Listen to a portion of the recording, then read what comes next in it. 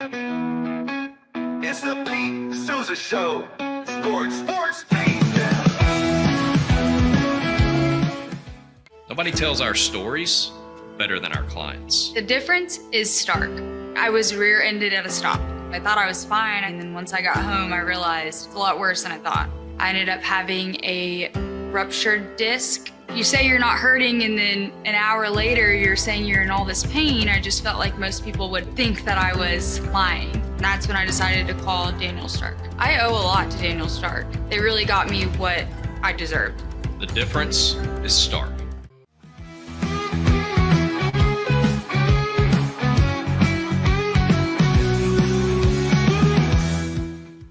We definitely love our relationship and love Extraco. It's been an amazing experience.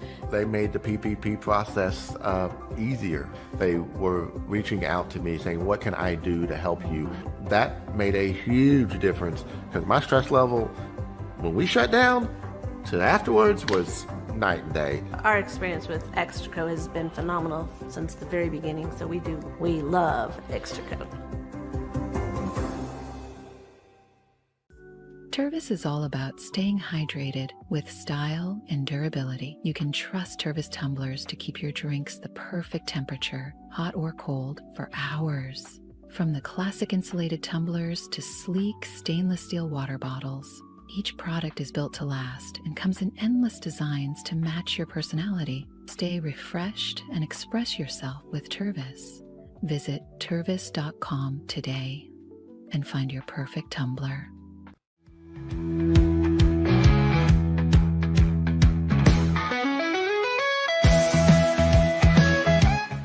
Since our founding, we've been revolutionizing hair removal with cutting-edge technology and a commitment to empowerment. The Ulike Air 3, launched in 2023, ushers in a new era of sapphire ice cooling technology, offering nearly painless hair reduction in just 3 weeks. Experience the future of hair removal today at ulike.com, because at Ulike, beauty is about looking and feeling good. That's ULIKE.com, Ulike. With EaseUS, make studio-quality voiceovers for your videos online in over 149 languages and dialects, featuring 468 natural AI voices. Customize the volume, mood, and pauses to perfectly match your content. Plus, capture high-quality videos with no watermark. Record your screen, webcam, and voice, and save them instantly to your computer. Never been easier to create professional-grade videos and voiceovers. Try it today at EaseUS.com. That's EASEUS.com. EaseUS.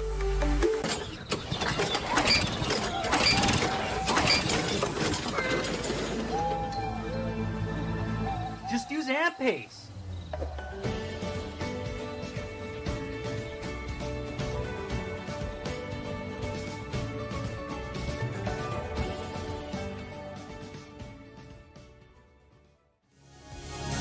AMP-Pace.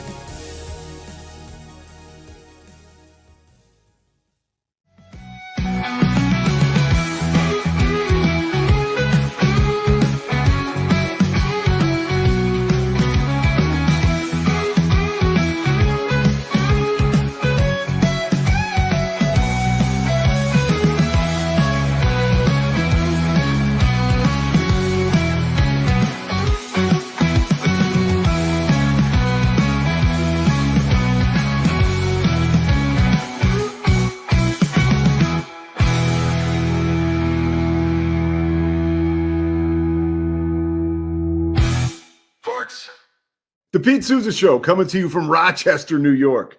RIT. We hit the campus today. We're all big fans. Looks like they have a new student coming in.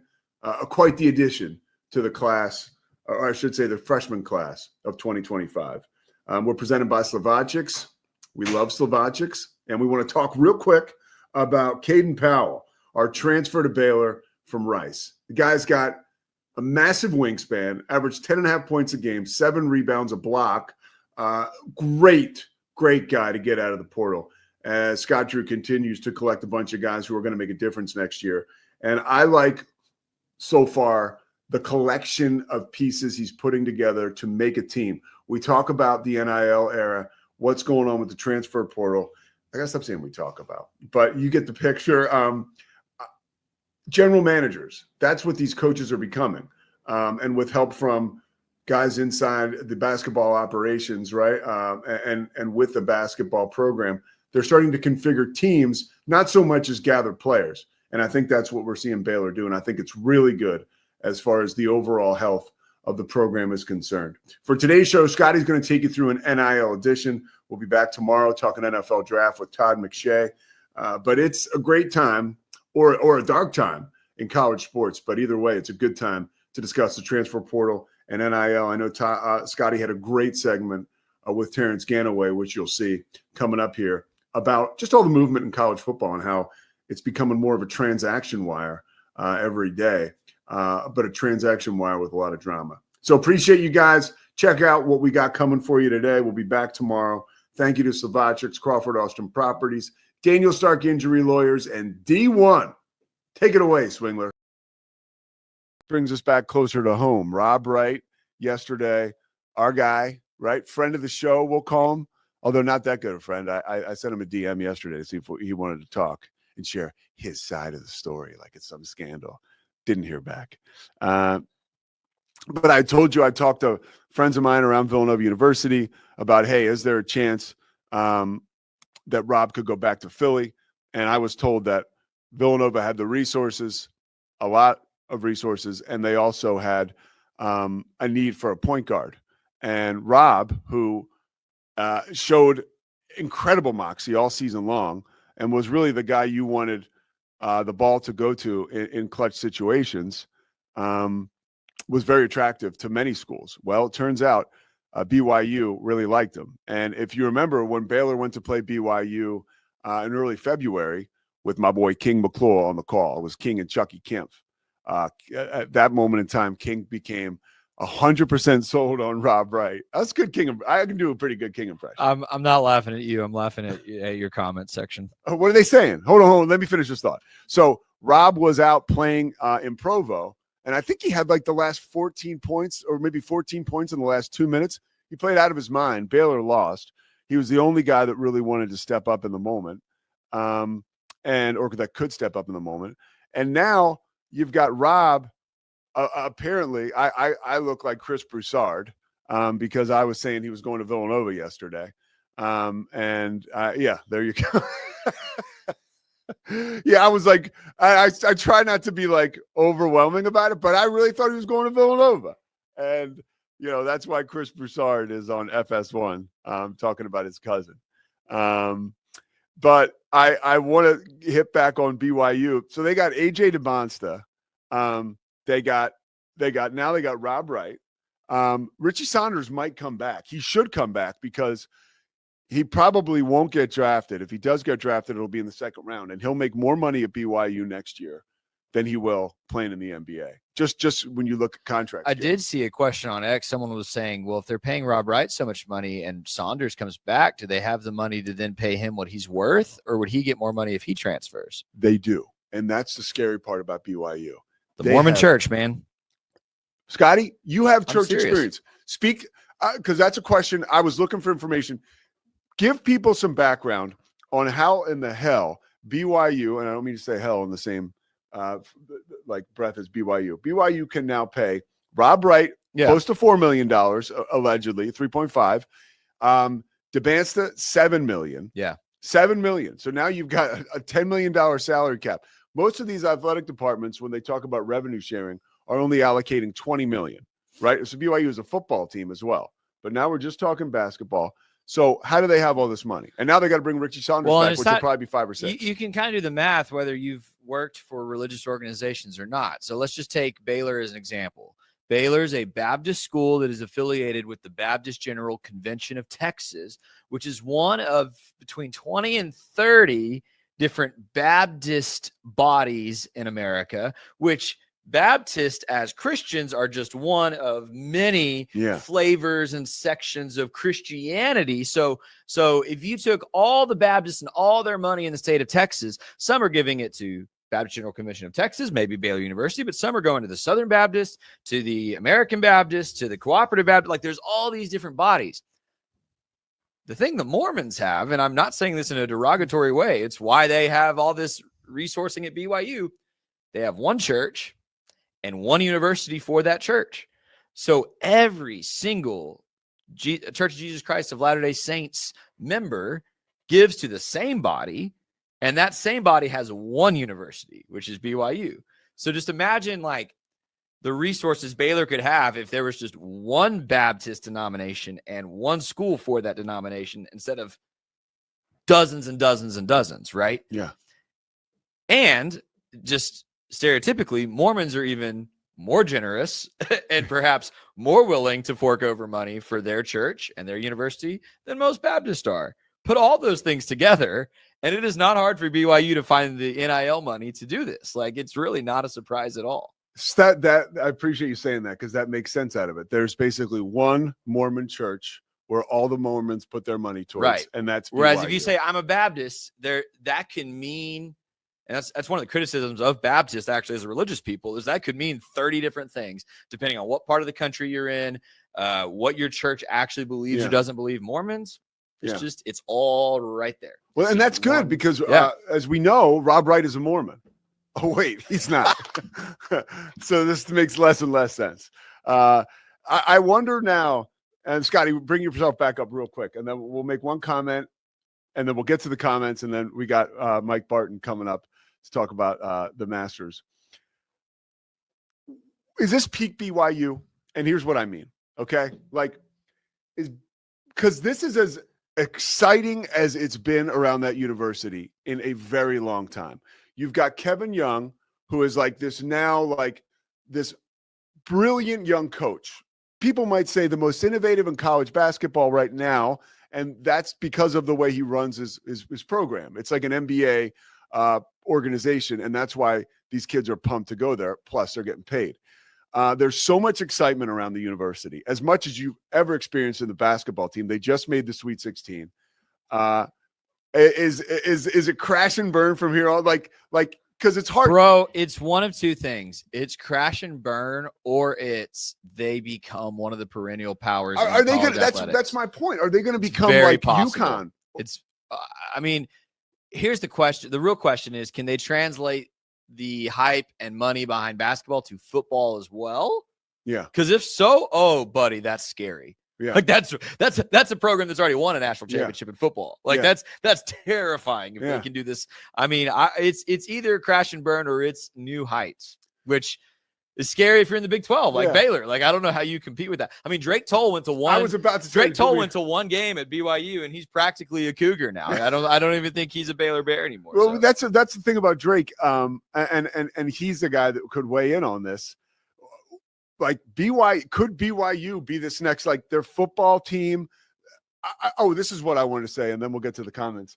Yeah. I wonder if other coaches and athletic departments around the country are really worried and anxious about the fact that, God, we need like some kind of salary cap, because if we don't get it, a school like BYU might be able to blow. I mean, come on, man. Like AJ DeBansta, Rob Wright. I get Richie Saunders. He kind of fits the mold, but like, you know, even I remember Jackson Robinson was there with Mark Pope. It's like, do these guys really subscribe to all the Mormon stuff? And it's fine. I think it's great. Like, they can go there and maybe get some of the good Mormon juju, but they're not first in line. BYU's not at the top of their list if they're not getting paid.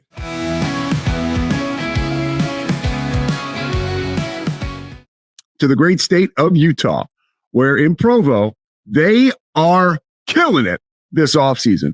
Yesterday, Scotty Swingler and I talked about how impressive BYU's offseason has been. And I have, if you watch this show, constantly given a tip of the cap to BYU, what they've done with Kevin Young. I believe that the Cougars are now the blueprint for every other college basketball program in America.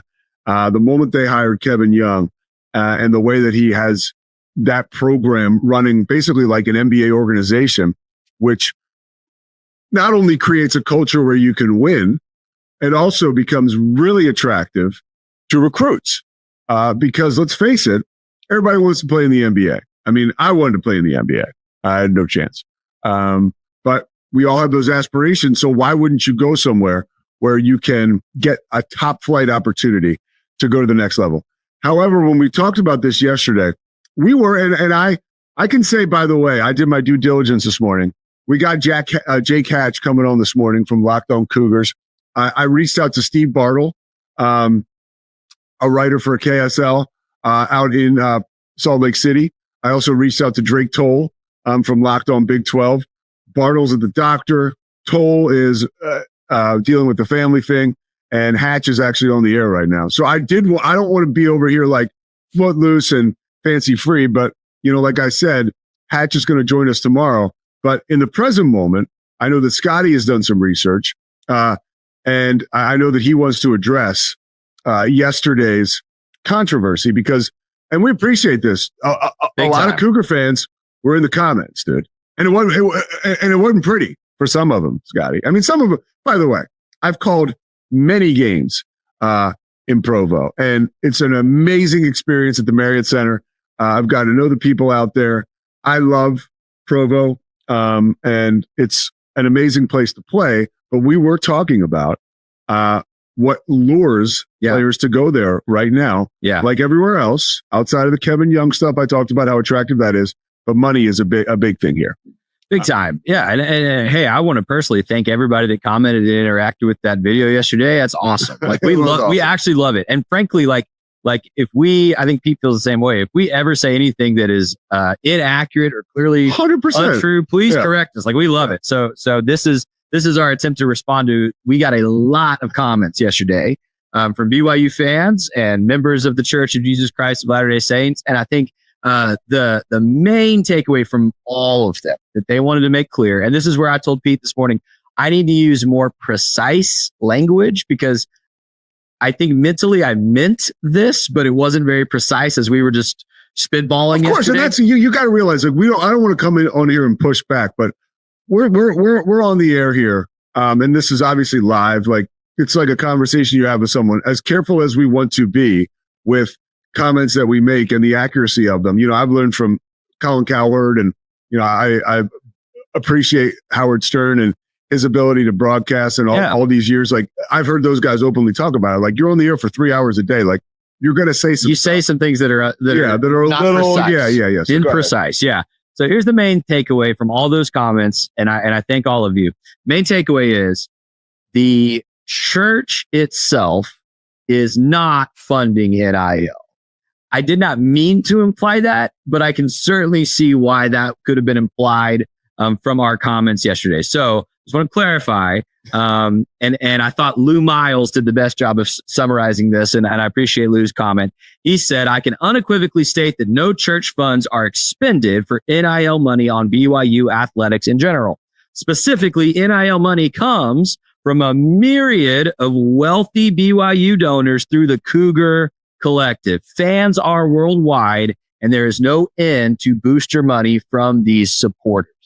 That is what I think we both meant to say, and we're probably imprecise in saying yesterday. Yeah, and that's, I think that was the point. Like I grew up Catholic, right? Villanova is a Catholic school outside of Philadelphia, but it's one of many Catholic schools in that area, let alone in the country, right?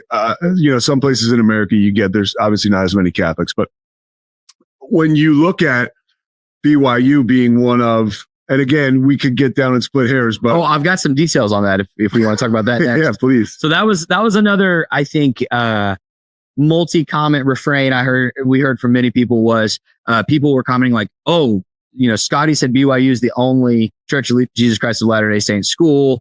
There's actually more than that. I just want to I'm not doubling down on, there's only one. But I do want to double down on the difference between, I brought up Baptist specifically because I went to Baylor. Yeah. I grew up in a Baptist church. So that's the world I know well. And my comparison was, if you're a Baptist, there's dozens of schools you could be root for, be an alumni of, support with your giving towards NIL. It's not just Baylor. Baylor's the biggest one, but there's tons of them. Yeah. And whereas with BYU, I feel like BYU is really the only one. That was kind of my comment yesterday. So I asked ChatGPT, and your mileage may vary on how you appreciate ChatGPT, but for information gathering, it can be useful. And I just asked, how many Church of Jesus Christ of Latter-day Saints colleges are there in the United States? And it replied, as of now, the LDS Church directly operates 4 higher education institutions in the United States: BYU, BYU Idaho, BYU Hawaii, and Ensign College, which some commenters shared with me as well. That's for LDS churches. So I asked about Baptist colleges, and his first response was that number is really difficult to estimate because there are so many Baptists and so many schools which directly or indirectly affiliate with Baptists, which is kind of what I said yesterday. So I said, okay, fair enough. Give me your best guesstimation. And it said there are approximately 80 to 100 Baptist colleges in the United States. And I said, can you just tell me a few that compete in NCAA athletics? And it shared Baylor, Liberty, which I think people forget. That's a Baptist school that is Division I competitive in football, competitive in basketball. Samford, and then California Baptist and Dallas Baptist are quickly rising. I know, being from Texas, a lot of Baptists in Texas support Dallas Baptist. Dallas Baptist has a great baseball team. They do, yeah. And a lot of Baptists in Texas support them rather than Baylor for different reasons. So all that to say, going again back to the comment we received from the what I just say is Lou. Yep. Going back to Lou's comment. If you are a member of the LDS church around the world, your biggest and most well-known institution of higher learning by far is BYU. And so if you have interest in the athletic department, NIL, that's where your dollars go. That's what Lou said. That's what I think we were trying to say. And I would love to hear, and again, we're going to talk to Jay Catch about this. Yeah, tomorrow. we'll have more perspectives on that. But I would love to hear how often donations come to BYU from people who didn't go to school there. I'd be interested to hear that too. Yeah. Well, and so I've heard specifically too, that's why. And not that you have to go to school. I didn't go to Villanova. I grew up there. I went to Richmond. My whole family went there, but I have a total, I've talked about it a million times, connection with that school. And it's like a blood relative. So if I was like a billionaire or millionaire, I probably would go donate to Richmond first. You get my idea. But so something that's been pointed out to me in seasons past is the reason their fans travel so well, the reason so many of them show up at McLean Stadium is not necessarily because they're all flying down from Utah, though some certainly do. Yeah. It's that there are LDS church members in Texas that they can come catch a game in Waco and they come and they support BYU. Like that is a very, very unique, and I think cool, by the way. I think that's a really special element of that school. The ties with the church, I think, are really, really special and significant and good. There was one more thing that all the comments pointed out I wanted to not fail. We should have tried to get Caleb Lohner on. I will tell you this, like one thing I think of when I think of BYU and its current standing, and it reminds me of Notre Dame without the competition, in a sense where there was a time when every Catholic in America, it seemed like, was behind Notre Dame, right? Like if you were Catholic, because a lot of times in the Northeast, you don't have like a powerhouse football program. It just doesn't work like that up there. Not like it does in Texas or Florida, or, when you get to the West Coast, obviously. So it didn't matter where you went to school. If you were Catholic, you loved Notre Dame. Now, this was not a situation where, the guy that lived in Chicago that worked at the steel mill, like Rudy's dad, like he didn't have, it's not like he was donating money. There was just a ton of support and love behind it. Now it's different, right? It's a different day and age where, money matters big time. So, and these collectives, I know for a fact, like people were talking about tampering with Rob Wright, like that. Nobody tampered with Rob Wright. The way that the NIL works is like, I can reach out to, if Scotty is a player and he's a Baylor, and I'm affiliated with a BYU collective, I don't run any of this past Kevin Young. None. I don't have to. I reach out to Scotty's dad or Scotty's agent or whoever is representing him. And I'm like, yo, we got $5 million for Scott if he will come play basketball at BYU. Like, no. And that is like the absolute truth. That is, and by the current rules, that's totally 100% in play. 100%. Yeah. So until that gets figured out, we'll be talking about things like this at all, but there's no tampering. So like in that situation, and don't like, I think people were like tampering. No tampering at all. And by the way, I still want to bring this up as I echo the sentiments of Jay Billis. Like we talk about Rob Wright leaving and going to BYU or anybody else transferring. It's like, these coaches have been doing this forever. So like, like they introduced, what's his face? Kevin Willard of Villanova yesterday. I honestly, I didn't even want to watch the press conference. I was like, I'm taking a break because that guy seems like, I don't know. It just kind of seems a little, that whole thing seems dirty how he left Maryland. But hey, let's parade him around and hold a press conference. It's much, much different. Yeah, totally. I did remember the one more thing I wanted to say just to acknowledge the comments. There were several comments. I think it was based on something you said, again, just imprecise language. Yeah.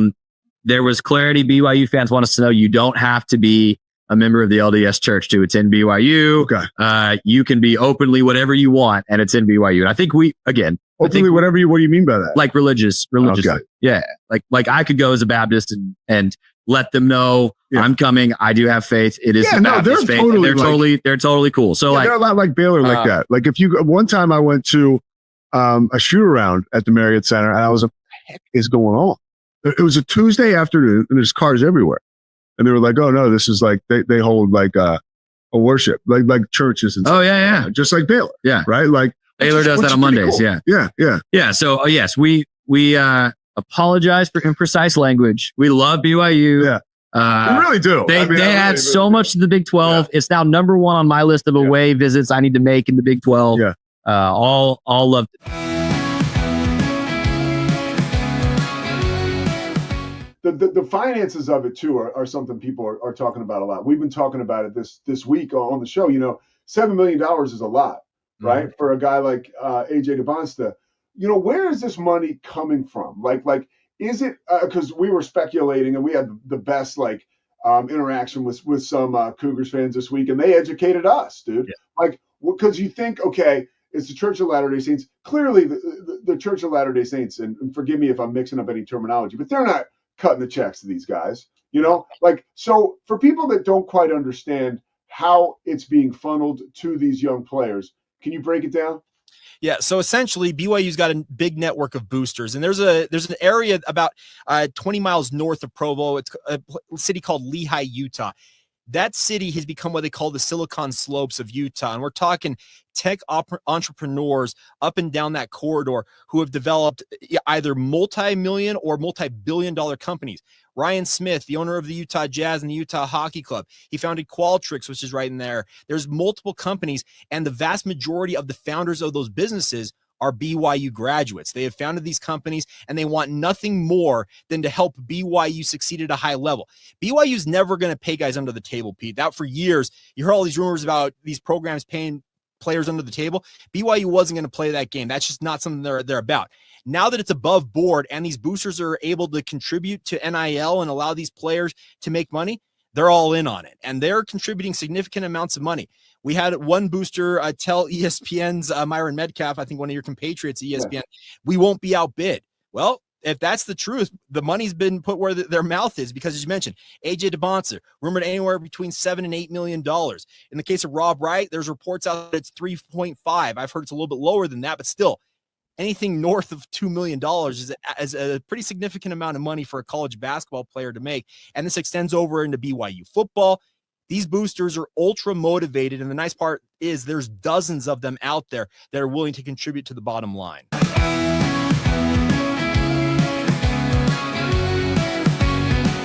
Dive into adventure with Scuba.com, your ultimate destination for top-tier scuba and snorkeling gear. With over 20 years of experience, our expert staff, who've dived everywhere from the Galapagos to the Maldives, provides personalized advice to help you find the perfect gear for any underwater journey. Shop leading brands like GoPro, Aqualung, and Scuba Pro. Whether you're a beginner or a pro, trust Scuba.com for the best in diving equipment and expert guidance. Explore now at Scuba.com. That's SCUBA.com. Scuba.com.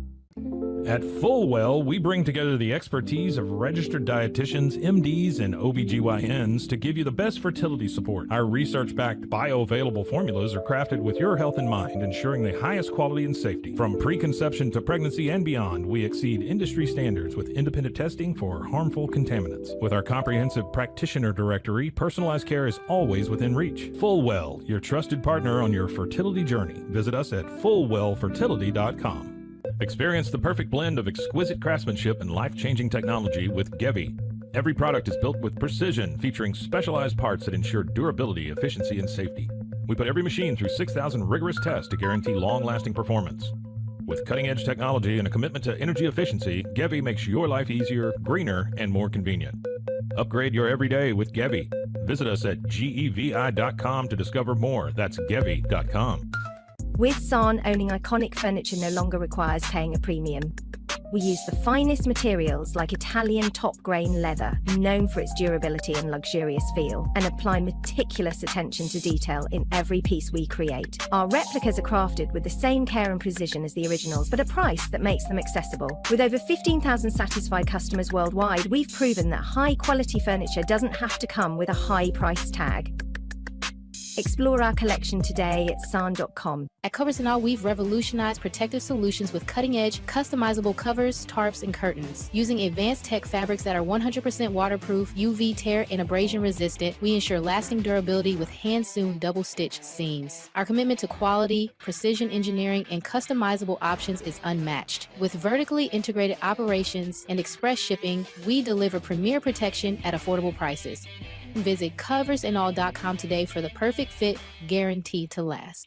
At Open Goal USA, we're revolutionizing training for both soccer and lacrosse with our innovative portable rebounders. Perfect for players of all ages and skill levels, our rebounders improve accuracy, control, and technique in both sports. Built with premium materials for durability and ease of use, they're ideal for training anywhere, anytime. Whether you're perfecting your soccer game or sharpening your lacrosse skills, Open Goal USA has you covered. Visit OpenGoAAALUSA.com and elevate your training today. Relax with Hemp Delicious. Organically grown hemp, massively blended with delicious organic herbs, responsibly sourced for their holistic benefits. Each sip offers calming, antioxidant-rich wellness. Brewed just for you. Sip the calm with Hemp Delicious. Find your blend at hempdelicious.com. Introducing Muck Off's classic pink bike cleaner, powered by revolutionary nanotechnology that breaks down dirt and grime on a microscopic level while protecting your bike's delicate finish. Developed by our mad developer Alex and tested by riders, our products are made by riders for riders.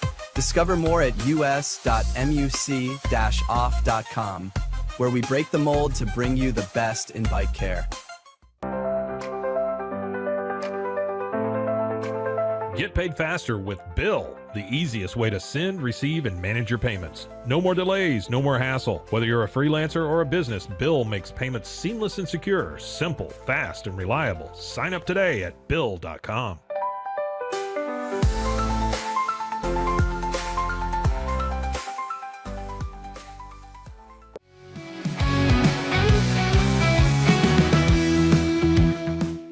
Pete Sousa Show, back with you. Time to talk college sports. Nico Iamaleava making some huge headlines, creating some chaos. This was over the weekend.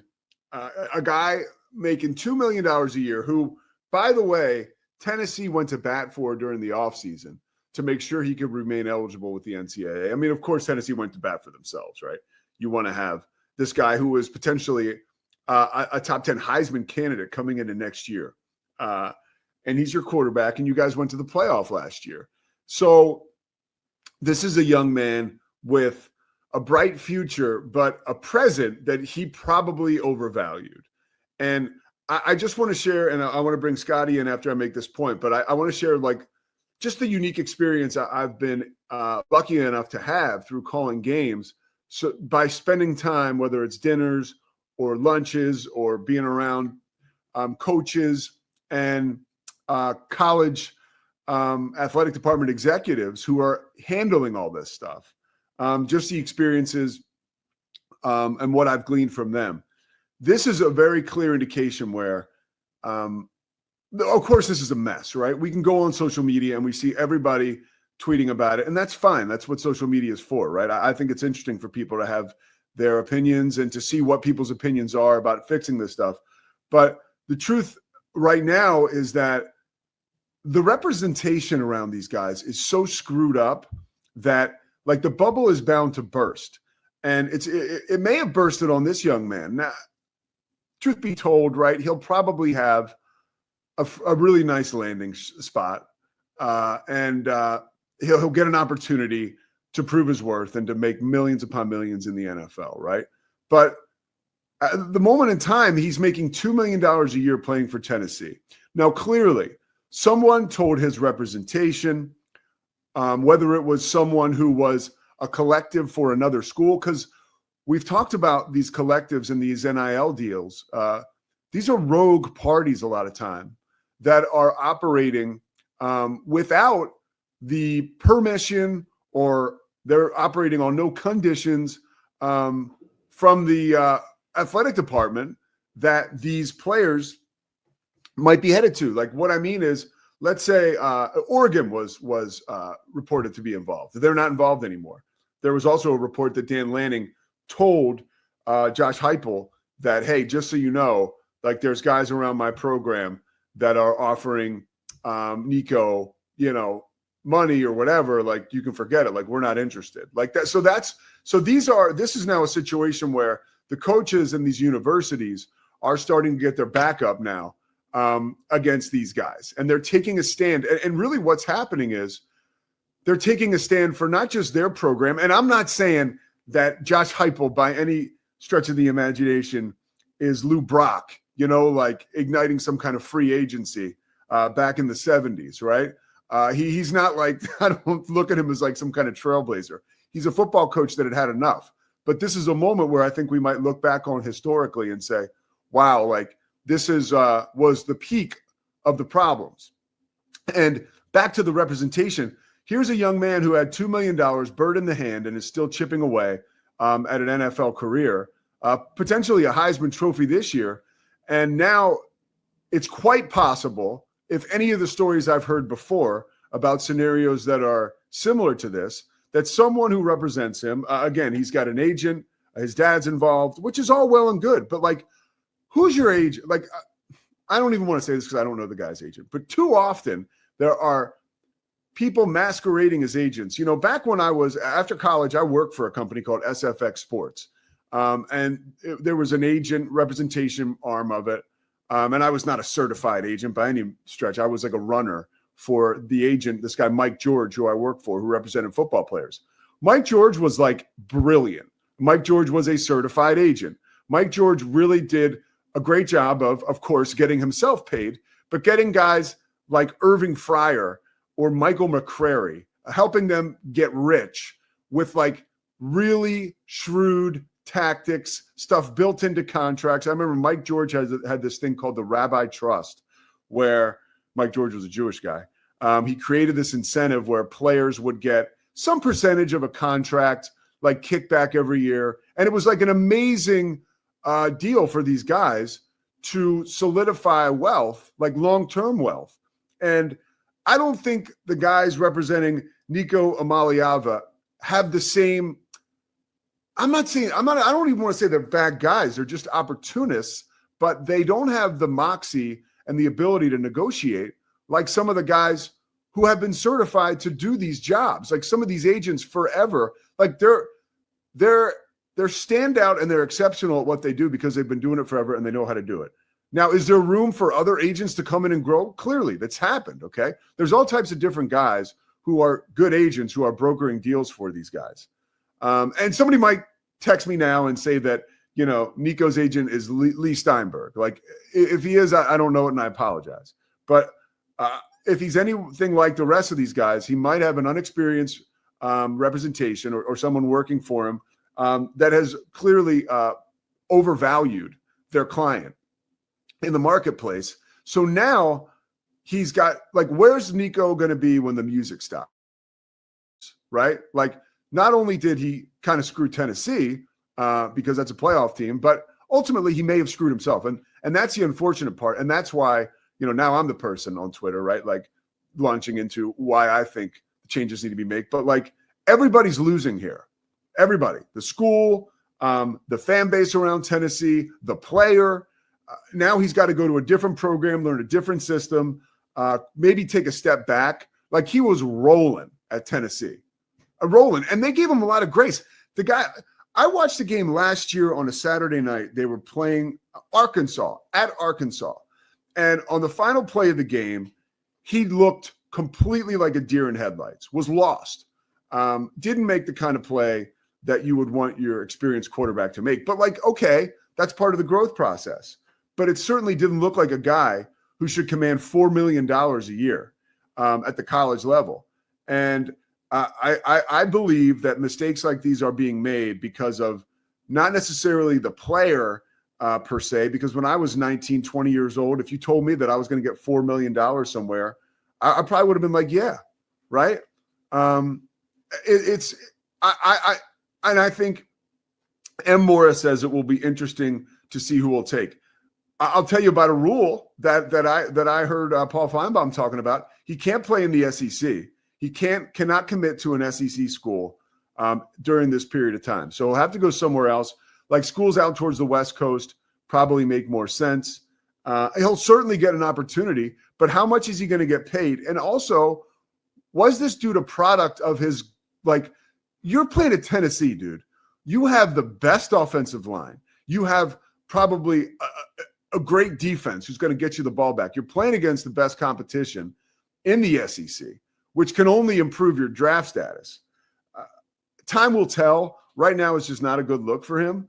And look, he may be laughing at us, all the way to the bank. And like, I want to see him succeed. This is not like an indictment on him. It's an indictment on the situation. But really, I think it's an indictment on the people in the middle, who I believe are completely opportunistic and are without qualification to be making the deals and representing the kids and the schools the way that they're trying to portray that they can do right now. And to what end? Now you may have screwed up a guy's career, or certainly a big part of it. And I always try to play it both ways, because I swear I do see the big picture. Like, this is the media cycle, right? We'll be talking about something else tomorrow, and he'll be training somewhere, and then he'll get 3.5 to play at a school where he can certainly do well enough to get picked in the first round. So again, time will tell, but this is certainly seems like a tipping point in college sports and certainly college football. Swingler, I'm interested to bring you in here and to get your thoughts about this before we transition into Baylor basketball, some of the additions they got. I know Scotty, the Baylor King, is pumped about a women's basketball addition. They got a 6-foot guard who can shoot threes. I mean, that ain't bad. But sticking right now to the Nico situation, a long-time college football fan, a long-time ally, right, and supporter of Baylor football. Put yourself in the shoes of the Tennessee faithful and the Tennessee coaching staff. Yeah, the Tennessee coaching staff made the right move here, in my opinion, because and Terrence Ganaway and I talked about this last night on Please Bear With Me, so I have his perspective kind of working into give us Terrence and your perspective. Yeah, and we'll share a little bit of it tomorrow, I think, on tomorrow's show as well. But in summary, like, despite however big your NIL collective is or your alumni base, you only have so much money. And yeah, a quarterback is pretty important to success in college football, but there's a lot of them out there right now. And what you don't ever want to do, and I think what Terrence's point was, is create discord in the locker room that at the end of spring, someone can come in and demand more money and get it. I think Terrence likes the nobody's bigger than the team kind of reaction that was had here. I think it will be interesting to see where he lands and how much he gets, Pete, because you were just talking about him like he's a sure Heisman finalist, first-round pick. I don't think he was that good last season. I think when I've seen different publications, Bleacher Report, ESPN, others publishing their top 10 quarterbacks going into next football season, he's on some of them and he's not on some of them. Like he's kind of I heard Adam Shine this morning. Adam Shine this morning was talking about how he was a top 10 Heisman candidate. And to be honest, that's the first I've heard it. I don't think so. And frankly, all of Tennessee's games they lost last season, he played very poorly. That doesn't mean he can't grow and develop and be a great quarterback, but like just strictly in terms of what he's put on tape and what he's done on the field, he shrank in their biggest games last season. I think it would have been really good for him to come back to Tennessee and show up and try to get them back to the playoff and maybe win a playoff game. I'm really curious what he's going to get, because you would think most teams by this point know their quarterback situation and are good. At least most teams that are going to be competing at the top of conferences. Like what team is going to be competing for the Big Ten that needs Nico Iamaleava I always mess the name up. You were saying Iamaleava. There's an extra A in there though. It's Iamaleava. Iamaleava. Okay. There it is. Okay. I messed that up last night too. Yeah. Like what team competing for the Big 10 or even like the Big 12 needs him? Yeah. I mean, I'm asking, like who? Like Baylor. I don't know. Baylor, I don't know. Arizona State, TCU. Like when we think of the top tier, Colorado's got Caden Salter. Like no Big 12 teams need him that are competitive. Like, you know, Houston freaking just got the kid from A&M. Like that's, I'm just like, where's he gonna go? So I'm really intrigued. What school has the money to pay him what he's asking for, and where is he actually going to go? Well, I don't think he's going to get the money. That's a big issue, right? And that's where he kind of get. Now he may get more than $2 million, but I doubt it. You know, and like, and by the way, that's what I'm saying. Where? Like, and there was talk last year around the middle of the season that he could quite possibly get benched. And that's what I'm saying, bro. I don't think he was like. It would be different if this was like. I'm trying to think of another. Good example. I saw something while you're thinking on Twitter yesterday. People are good. And this guy put a quick sizzle reel as to why, you know, Nico is asking for $4 million. And it just showed him overthrowing a wide open receiver against Alabama. I saw that tweet. Yeah. Yeah. Like, I don't know that there's any like Garrett Nussmeier might be a player that I would say if he demanded $1 million more from LSU, they need to pay him or somebody else will. Yeah. Frankly, I don't know what Sawyer Robertson's getting paid at Baylor. Neither do I. It wouldn't have surprised me if Texas Tech or Texas A&M had tried to give him $1 million more and he left. But I don't know. Yeah, but we talked about that last week, Scotty. He understood, and that's the shrewdest part of the deal. Like, you understand, like I mentioned that, and that was not a throwaway line. You go somewhere different, and offenses are a little more similar now across the country, right? Which makes it a little easier to do the plug and play with the quarterback. But it still is new system, kind of, right? New offensive coordinator, new head coach. This is not like, you know, dropping in as a two guard, you know, from going from Kentucky to BYU or vice versa. Like this is way different. That's why the quarterback position is valued the way that it is. Right, because it can dictate success.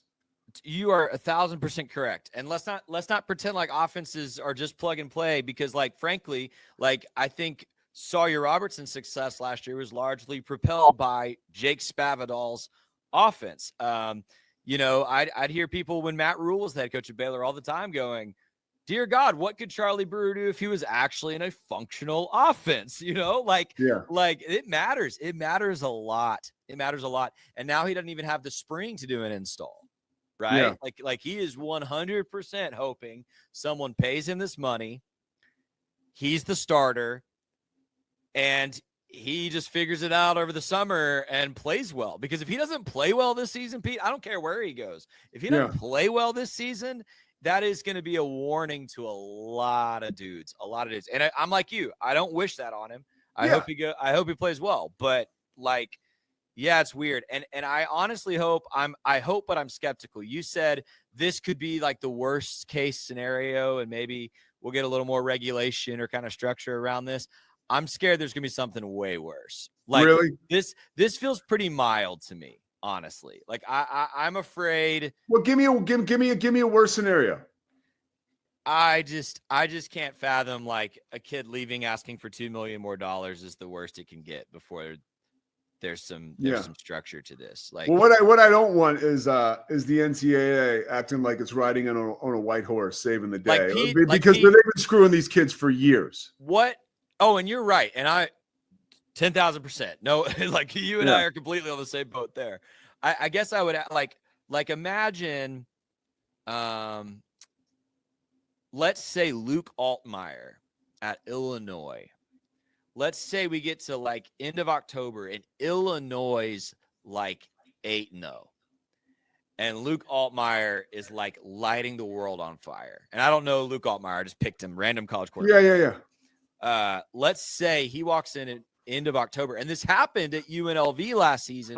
It just wasn't a big deal. 3-0. It wasn't a big deal because they were 3-0 and they're UNLV. Let's say Illinois is 8-0, and Luke Altmaier's like, I need $3 million for the rest of the season. And then he did. Like, I think that's the No, and I agree, because here's why that could happen. And that's on the flip side of what I just said, because maybe he has good enough representation that's like, dude, and again, let's forget Luke Altmaier, right? Let's say player X. And his representation said, look, this is as good as it's ever going to get for you in reality. You're going to go to the NFL. You know, right now they have you predicted to be a late 7th round pick, or maybe not drafted at all. Like, you got this team over the barrel now. We're getting ready to go to the college football playoff. You know, like, this is your shot. It's crazy, but, you know, but I think the UNLV thing, I think that the reason we saw that is because the kids weren't getting what they were promised.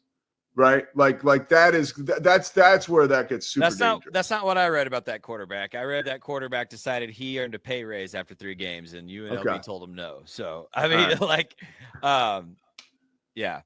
And Bear the Truth makes a great point. Mid-season contract negotiations would destroy the game in any NCAA sport. And then I don't know if you saw Robert Griffin he's so good, dude. Hate him, whatever.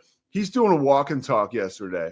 The guy is like so eloquent, so informed. He has such a way of getting his point across. And he was just talking about the fact that if you're going to have these players if I want to transfer, but in order to transfer, I got to get bought out by that school, right? Or, you know, like by the school that I'm transferring to.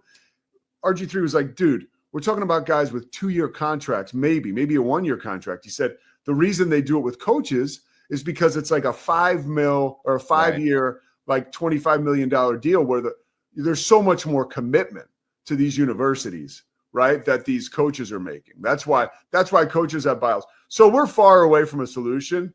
But man, I didn't like this one, right? Like sometimes I like it. I don't mind the transfer stuff so much because it's like, okay, there's room for these guys to move around.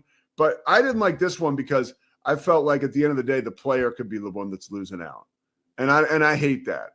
You know, I hate that, seeing like maybe this guy was confused, or, you know, somebody's selling him a line of BS because somebody else wants to get rich off of him, you know, and that's an issue.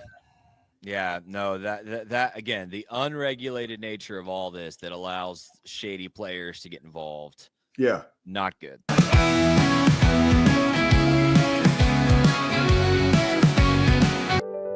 Overwhelmed by your inbox? Clean Email is here to help. Organize, clean, and manage your emails with powerful automation tools. Say goodbye to spam and clutter and enjoy a stress-free inbox. Try Clean Email today at cleanemail.com. That's CLEAN email.com. Cleanse your body of accumulated toxins and embark on your wellness journey at your own pace. At Global Healing, we provide premium supplements to help your body heal naturally. Combine that with OrganicHemp.com's top quality CBD for ultimate balance. Start your healing journey today at GlobalHealing.com and OrganicHemp.com. Unlock a world of convenience with Mully Box, your one-stop solution for personalized subscription boxes delivered right to your door. Each box is tailored to your tastes. Experience the joy of surprises. Subscribe today at mullybox.com. That's MULLYBOX.com.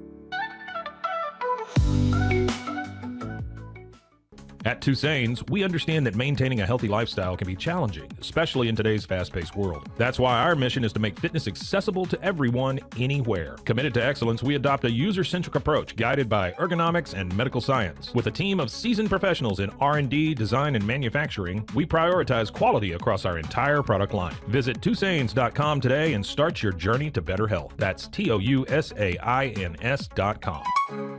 BizChair.com. Your one-stop shop for premium commercial furniture that blends quality with affordability. From ergonomic office chairs to durable restaurant seating, we cater to diverse industries including corporate, medical, hospitality, and education. With over 20 years of experience, we offer fast shipping, exceptional customer support, and furniture solutions that stand up to high-traffic environment. Elevate your space with BizChair's vast selection of stylish, reliable, and cost-effective furniture. Visit us today at BizChair.com to transform your business.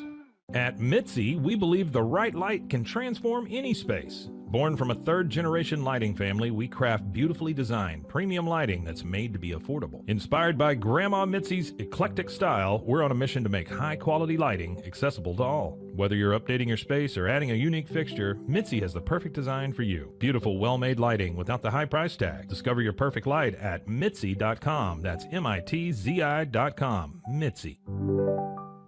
Founded in 1910, Samsonite is the world leader in durable, high-quality luggage and travel accessories. Made to the highest standards, our products won't let you down. We give you the confidence to get out there and explore.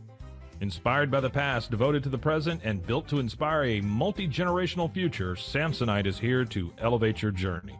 Travel with Samsonite and pack confidence every step of the way. Shop now at shop.samsonite.com. The grinder mentality that Randy and Brent Habert built into 44 Pro runs deep within our team. Every member shares a passion for the craft, the game, and most importantly, the player. When you step onto the field with a 44 Pro custom glove, you'll feel the difference. It's not just a glove, it's a 44 Pro. Crafted with dedication, made for performance, and built to last. Get your custom glove today at 44pro.com and experience the 44 Pro difference. That's 44pro.com, 44 Pro. Welcome to Kitbag, the ultimate destination for football fans. Whether you're cheering for Arsenal, Chelsea, Manchester United, or any other top club, we've got your team's colors running through our veins. From official replica kits to custom player prints of your favorite stars like Ronaldo, Messi, and Kane, Kitbag is your one-stop shop for all things football. Powered by Fanatics, we deliver to over 180 countries, ensuring you get the gear you need fast. For true football passion, think Kitbag. Visit kitbag.com today. That's kitbag.com. Kitbag.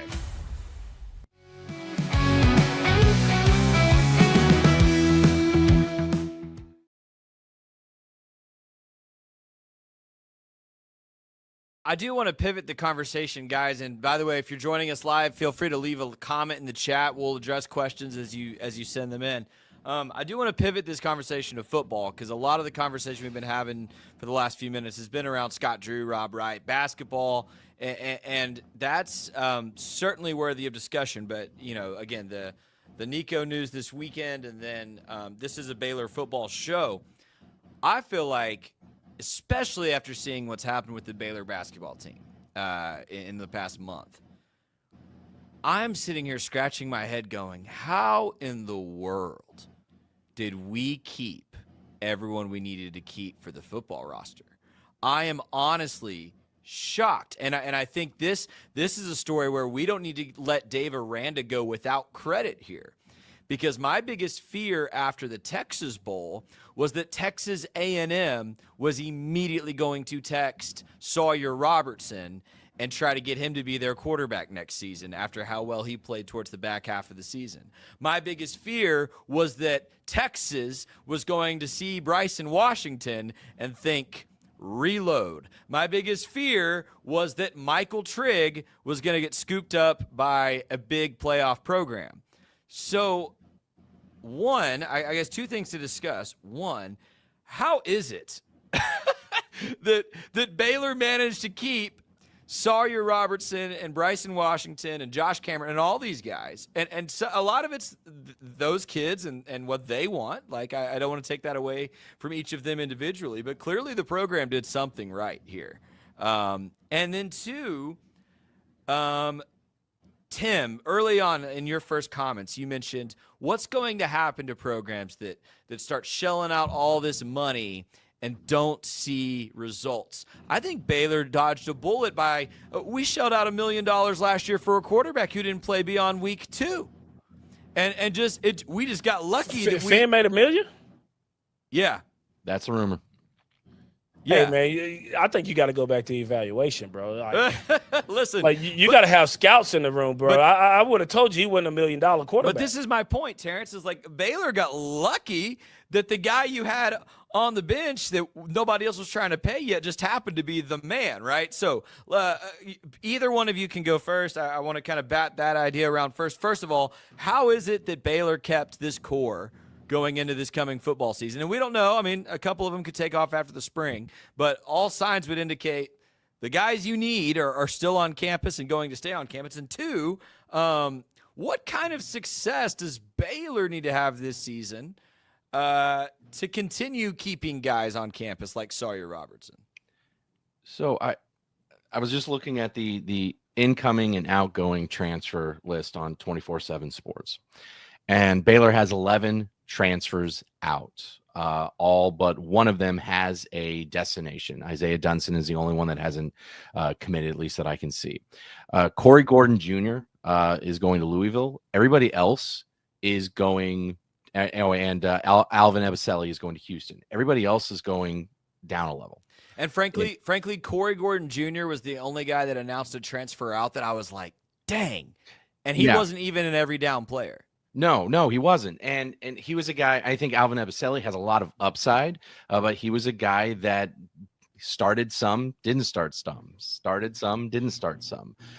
You see Kyan Roberts-Day, a highly recruited guy, but a guy that was really just a pass rusher, hadn't really had everything click. He's going to UTSA.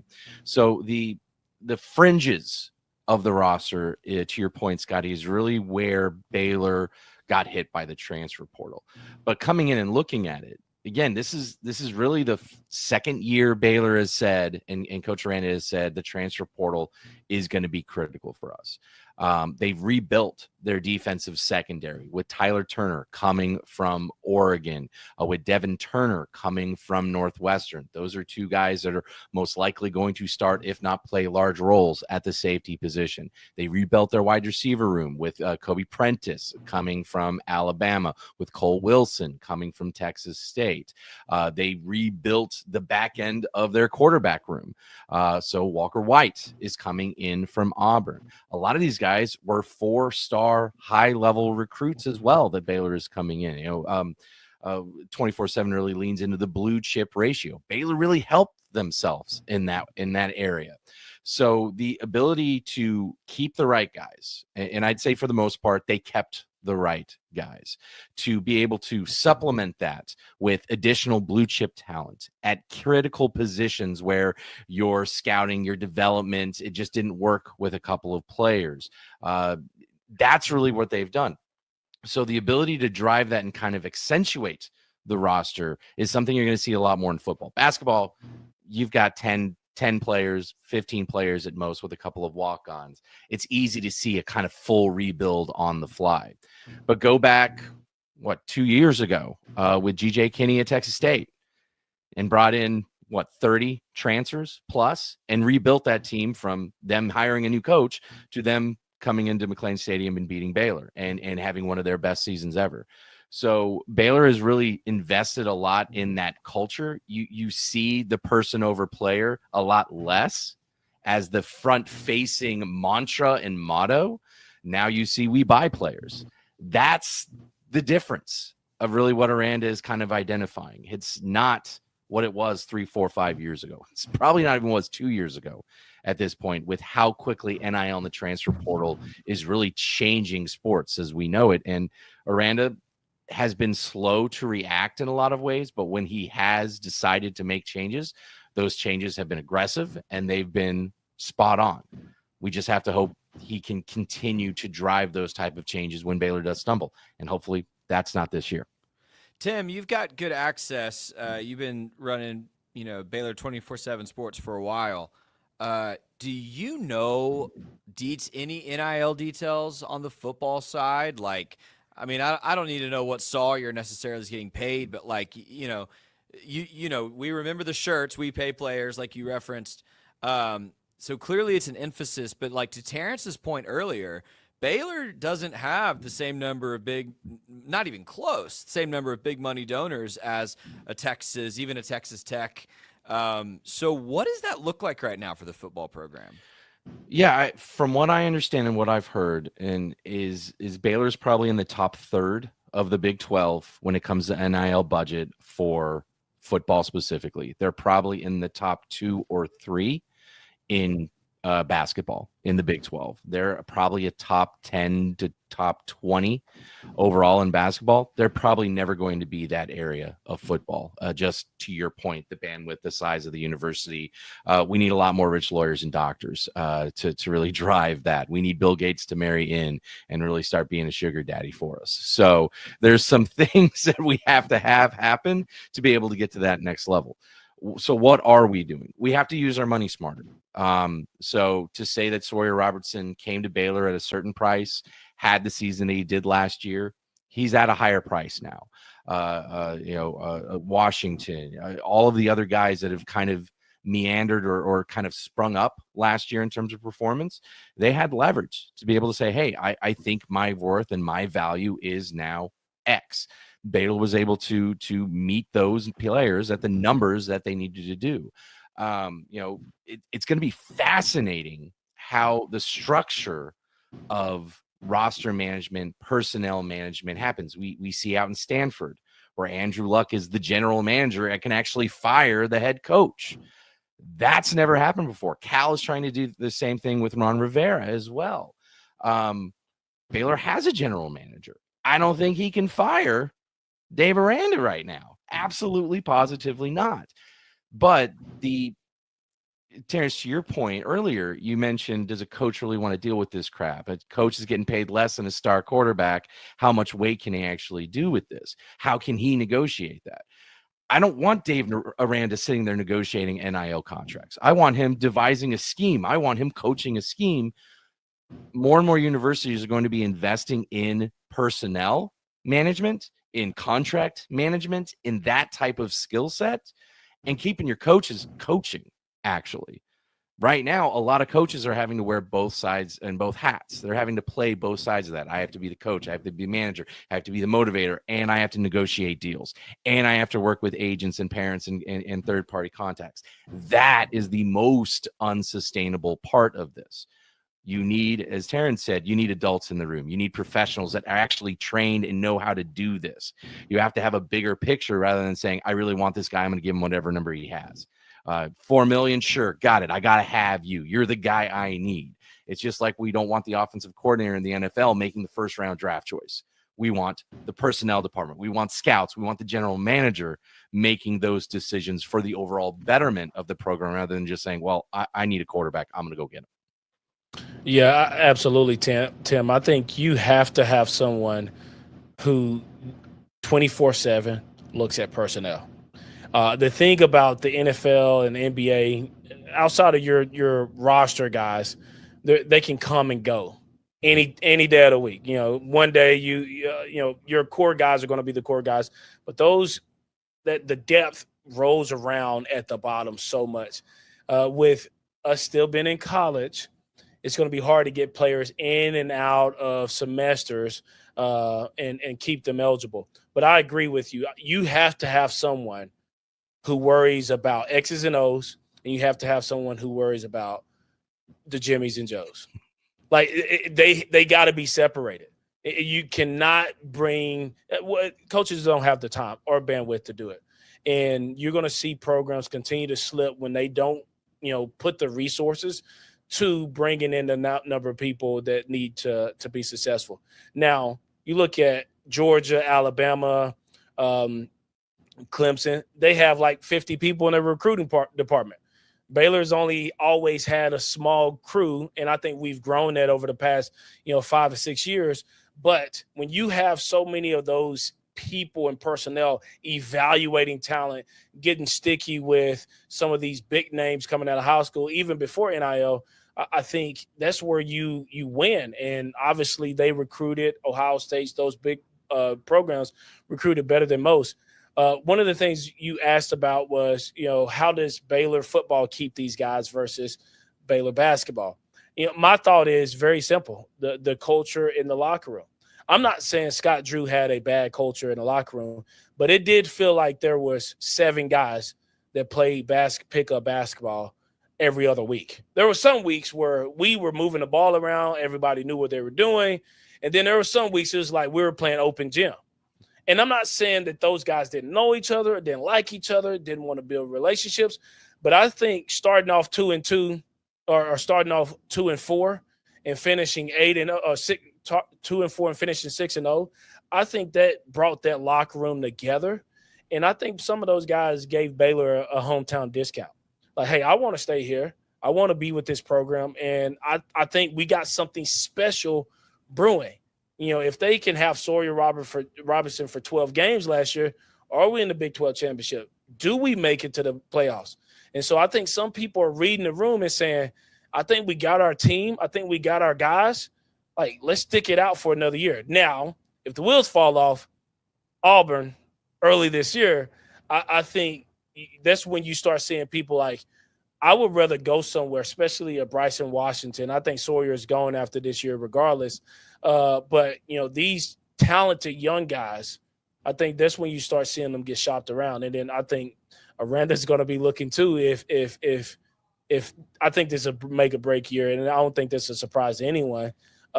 So we have to continue to get better there. But I think Aranda and his team have done a really good job of recruiting personnel in-house and people that are coming in through the transfer portal, as well as high school seniors. And I think the culture is slightly different in the locker room. And then lastly, basketball boys are divas, man. I'm going to say it right now. Football, like, we really just get down, like, we just ready to go. Basketball boys are divas, and I think that's what you run into with personalities. I say that without, trying to offend anyone.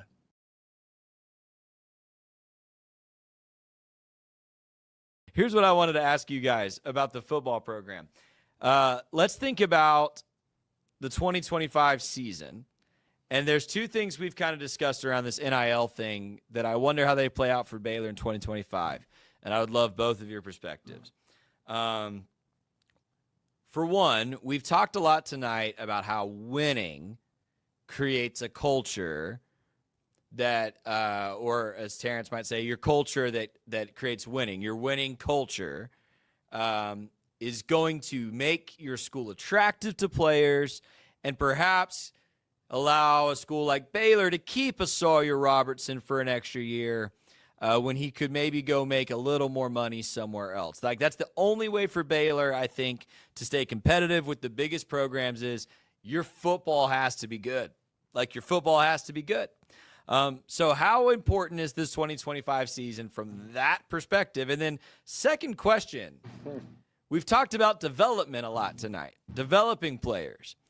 I'm thinking of a guy like Caden Knighton. I'm thinking like a Taz Williams. I'm thinking of some of the big name high school players that Baylor scored. Maybe even like an Edward Griffin, like kind of the fourth quarterback on the bench right now, theoretically, right? Some guys that were really touted out of high school. I don't expect Caden Knighton to lead the team in carries. We've got Bryson Washington. Taz Williams is going to have to fight for a spot on the field. We've got about 5 receivers that can go. So how important is Baylor's team success to keep some of those guys, and how do you view that when, let's say Caden Knighton is still behind Pendergrass and Washington most of the season at that running back spot? What keeps him at Baylor instead of going somewhere he can start? Listen, I think when we look at U of H basketball, I know I'm going back to basketball, but this is what I saw. Them practicing how they got there. Oriama always talks about competing. Nick Saban talks about competing. Everyone at Baylor right now should be fighting for a roster spot. I don't care if you're, Edward Griffin, you're the fourth guy. There's 2 guys that are not going to start in front of you. And so if Sawyer Robinson goes down, what happens? And I think when you compete at a high level, you get an opportunity because I tell my kids this every single day. You never rise to the occasion. You always revert back to your training. And so as long as Baylor is competing and training these guys at a high level, I think that's when you keep people. Like these athletes, great athletes, competitors want to be close hard. They don't. I mean, I talk to my boss several times a week, and I'm like, "Hey, what do I need to do? What do I need to do? What do I need to do?" And she's like, "You're doing great. You're doing great." I'm like, "Give me something to work on, please. Like, tell me I'm doing something bad so I can be like, all right, it's time to lock in, TG." And I think competitive athletes want to be coached hard. And I think what we saw last year from David and staff is they were coached hard, and that's why you got people back. So is this year important?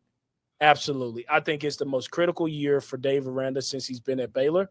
And if he doesn't know that, someone should tell him. I have a sneaky suspicion that he understands importance of this year from the recruiting class. this is everything he's asked for right now. And I think we're going to get a very hard-nosed football coach this year that's going to, play some really good defense. And then we're going to have some guys on offense to make plays. To keep Knighton, you don't want – listen, all tides lift, rising tide lifts all boats. You want all three of those running backs to get a lion's share, and maybe we can be like Arkansas in 2007. But, it's just you have to entertain them, give them reps, give them snaps, and just wet the whistle enough for them to be like, hey, when you come back, it's your time. And the thing is, Bryson, if he keeps playing at the level he is, he's probably going to be a junior that leaves, and that gives Knighton a year or two to play high-level football at Baylor. I think when you're when you're not comfortable with the situation, when it's not working out for you, a relationship, a job, a university, an athlete at a professional program or a college program, they want to see a path to achieve their goals. They want to see a viable way that gets them where they want to be.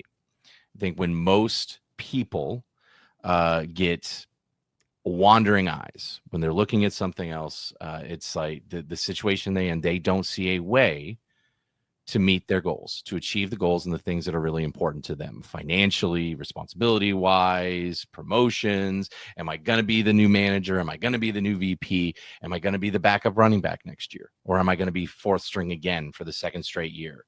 If Bryson comes back, yeah, I think there is a chance if he comes back for a senior year, then all of a sudden it could be a situation where, I just lost another year. I'm going to go play somewhere else.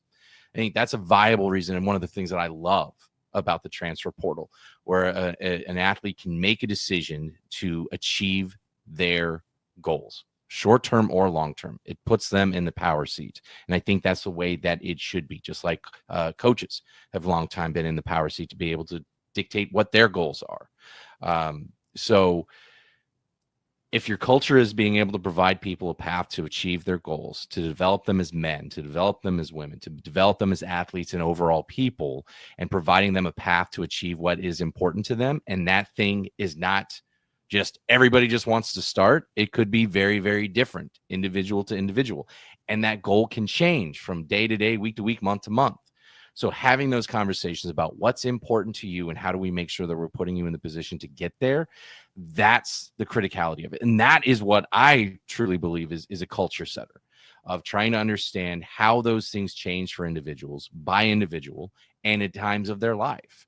As a manager of a sales team, I have people that want to be promoted in my job. I have people that are like, don't promote me. I just want to sit here and close deals and make as much money. Great. How I train and how I coach them is going to be very, very different. Same thing for a head coach. Same thing for a position coach. When you're having those type of relationships, when you're getting honest feedback back and forth, that allows you to be able to set up the guardrails to achieve those goals. If you can't find the guardrails in the path to get there, and that's when the transfer portal is going to be a great place. Regarding the criticality of this year, Dave Aranda has had a bad year, a good year, a bad year, a good year. To be blunt, we need a good year. We need a good year and a good year. I'm of the opinion that I try to be a realist. Baylor is not a team based on its infrastructure, based on who it is in the college football world, where our expectation should be winning a college football championship every year. That's not realistic. We are not Alabama. We are not Ohio State. We're not one of those. So what does realistic look like? In my opinion, if you take a 8-year or 10-year period, you should make a bowl game, probably 75% plus, and you should compete for a conference title maybe 25 to 33% of the time. Maybe win it once or twice out of those 10 years. That's what realistic expectations look like to me, based on the current situation that we're in. Hey, Tim, one question. I don't want to stop you, but no, go ahead. 3 years, we're going to have a below 500 season out of that? Yeah, I think, 2 or 3 years where we're And that would be the 5 and standard. 7. That would be the standard. I don't want that to be the standard. I think that's a realistic expectation. We're not a team that's going to win 10 years every season. We're not. I get that. But from a recruiting standpoint, we know how big recruiting is. Right. If you're a team that, okay, you go on a run for 2 years and you go to 2 back-to-back Big 12 championships, and then you dip and have a 5 and 7 season, I think coaches have been fired for less. Yes, they absolutely have. They absolutely positively have. And we've seen that really for every coach since Art Briles, prior to Art Briles, and really the Taft to Briles era is the forgotten era. Yeah. That's I'd say the realistic worst case scenario is really those, God, however many years that was between Taft being exited and Briles being hired. That was the dark era. That is what Kansas is exiting in their area. Every program has a realistic floor. We lived through ours. So Arizona State. Yeah. You talked about budgets. Is Arizona State top 3rd in the Big 12 in football budget? I don't think so, no. All right. So why did they capture as much success? I get it. We don't have the infrastructure to compete for national championships, but I think we have the infrastructure to compete for a playoff bid, especially in this new era. Absolutely. 12 teams. And I'd say, well, what is your expectation? Out of 10 years, are we making the playoffs 5 times? Because that's elite. But look at twice. Look at the field. We don't have Oklahoma anymore, Texas, A&M. I think the biggest competition that we'll probably see, every year, TCU and Tech, as they continue to build their program. I think Colorado, somebody's going to go post Dion one day, and then Colorado is going to be in rebuild mode for the next 25 years. But Arizona State, if you look at the field of play, why is Baylor not considered the best athletic program outside of all the money that's going into Lubbock to get to the playoff? It should be Baylor, in my opinion. It's the Sousa Show. Sports. We definitely love our relationship and love ExtraCo. It's been an amazing experience. They made the PPP process easier. They were reaching out to me saying, what can I do to help you? That made a huge difference because my stress level, when we shut down, to afterwards was night and day. Our experience with ExtraCo has been phenomenal since the very beginning, so we love ExtraCo. Nobody tells our stories better than our clients. The difference is stark. I was rear-ended at 70 miles an hour. I was injured, had a concussion. The insurance company, they delayed. They were playing games from the initial conversation. They weren't going to help me. The biggest thing I learned through this is that you can't go through this alone. I called Daniel Stark. They were going to help me and everything was going to be all right.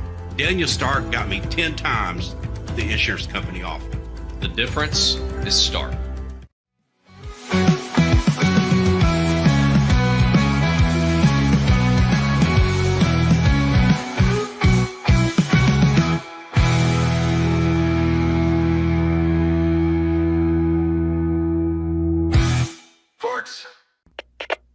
We are Rogue Media Sports.